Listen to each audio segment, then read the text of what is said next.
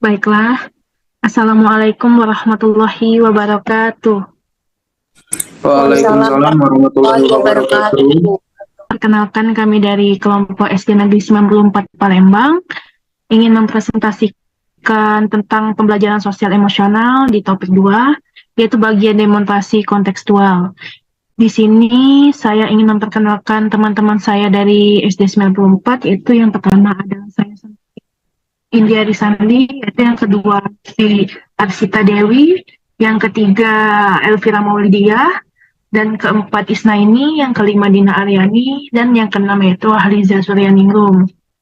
Baiklah, bagian diskusi pertama itu akan dibacakan oleh Dina Aryani. Silakan Dina Aryani. Oke, baiklah. Terima kasih kepada Saudari Indi selaku moderator. Di sini saya akan menyampaikan yang pertama, yaitu apa tantangan bagi guru untuk menjadi contoh atau teladan khususnya dalam hal sosial emosional.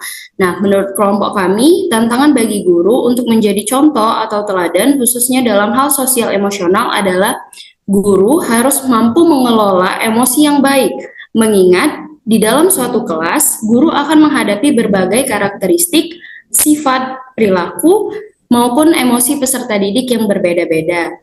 Selain itu, menjadi guru tidak hanya bertanggung jawab dalam kemajuan peserta didik dari segi kognitifnya saja, namun juga psikologis peserta didik. Melatih peserta didik untuk dapat bertindak dan mengambil keputusan secara lebih rasional, serta mampu memahami dan merefleksikan perasaan seseorang dan mampu mengontrol terhadap dirinya sendiri. Kedua, yaitu kasus yang ada berkaitan dengan hal yang berdasarkan pada pengalaman Anda mengamati proses belajar mengajar yang pernah Anda ikuti.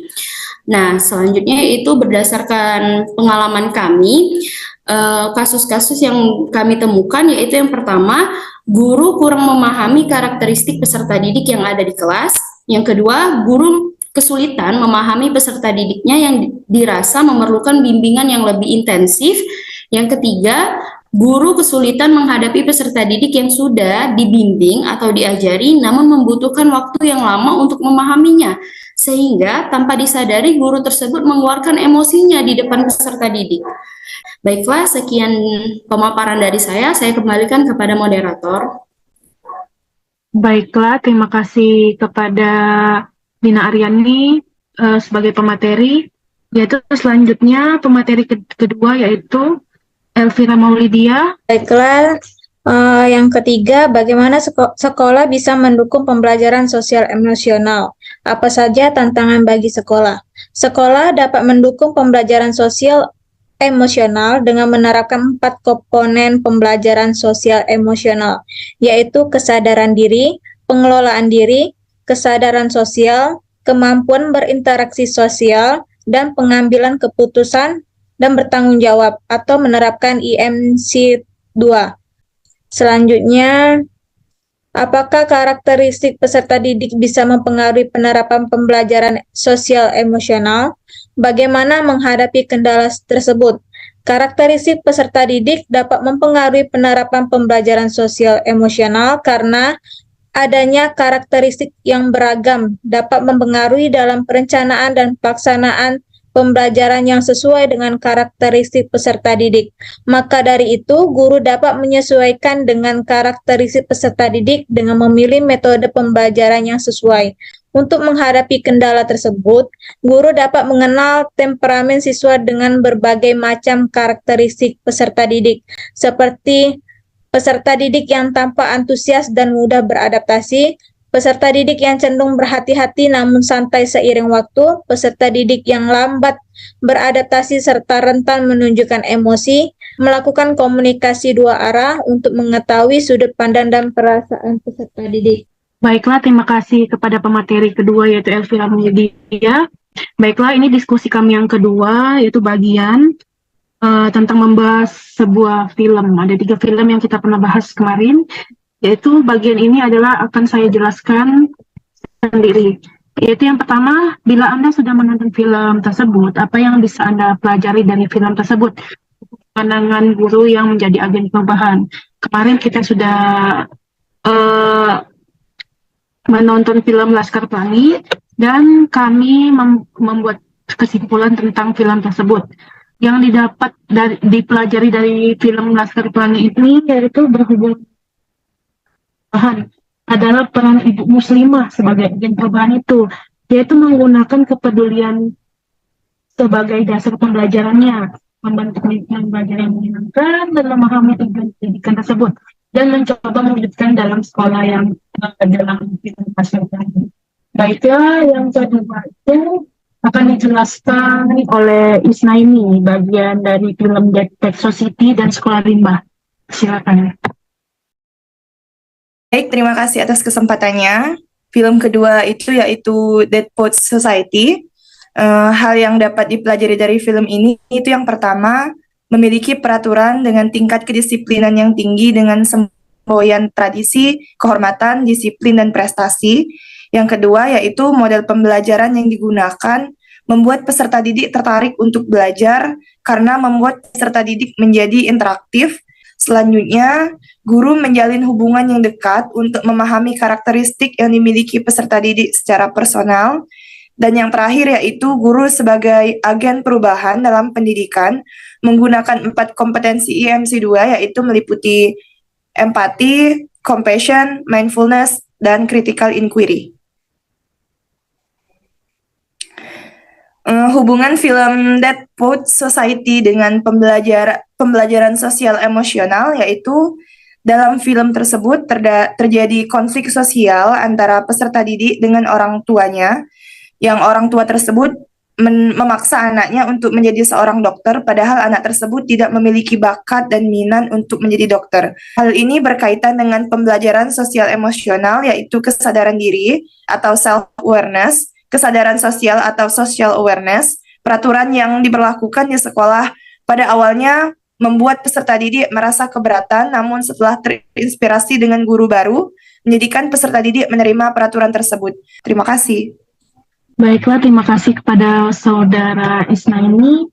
Baiklah, bagian berikutnya itu Saudara Haliza Suryaningrum. Kepada Haliza, kami persilakan. Terima kasih Saudari Indi selaku moderator. Saya akan menjelaskan tentang film Sekolah Rimba. Hal yang dapat dipelajari yang pertama, Ibu Butet menunjukkan sikap gigihnya di tengah kesusahan proses perjuangan, di mana Butet harus keluar masuk hutan. Dengan besar kemungkinan ada banyak binatang buas yang memangsa. Ia terus mendapatkan penolakan hingga akhirnya diterima oleh orang-orang rimba. Butet menunjukkan sikap integritas untuk menentang ketidakjujuran dan ketidakadilan. Butet menentang rekan kerja yang hanya mau mengeksploitasi orang-orang rimba di hadapan wartawan. Butet lalu mendidik peserta didik agar dapat membaca dan menulis, agar tidak mudah dibodohi. Hubungan film Sekolah Rimba dengan pembelajaran sosial emosional adalah yang pertama, mindfulness atau kesadaran diri. Setelah Butet tidak mengajar lagi karena kekurangan dana, ia rindu dengan anak-anak, kemudian merenungkan diri dan meyakinkan diri untuk memperjuangkan mereka agar tetap belajar. Butet membuat jalan keluar dengan melakukan seminar untuk mendapatkan donasi, akhirnya Sekolah Rimba tetap ada. Baiklah, terima kasih kepada Saudari Haliza Suryaningrum. Baiklah, selanjutnya kesimpulan akan dipaparkan oleh Saudari Lutfi Arsita Dewi. Kepada Lutfi, kami persilakan. Terima kasih. Untuk kesimpulan dari kegiatan diskusi 1 dan diskusi 2 dapat ditarik kesimpulan bahwa pembelajaran sosial emosional dapat diterapkan di sekolah termasuk dalam kegiatan pembelajaran. Seperti yang ada di film Dead Poets Society, di mana guru menerapkan komponen PMC 2, yaitu manajemen diri, pengambilan keputusan yang bertanggung jawab, kesadaran diri, dan kesadaran sosial. Sedangkan pada Sekolah Rimba, guru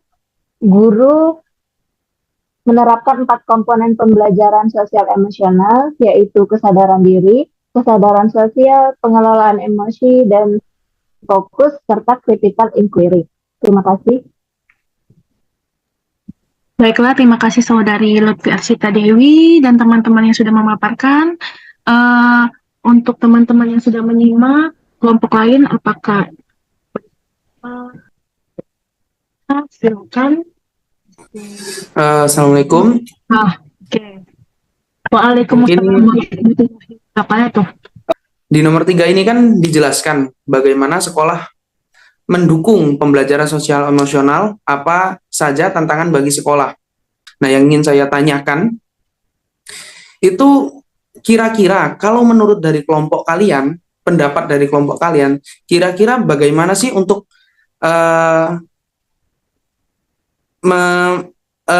bagaimana cara mengatasi permasalahan tersebut? Oh, baiklah, Saudari Haliza Suryaningrum ingin menjawab. Silakan. Terima kasih kepada Saudari Indi sebagai moderator dan terima kasih kepada Saudara Aji yang telah memberikan pertanyaan. Saya ingin bantu menjawab.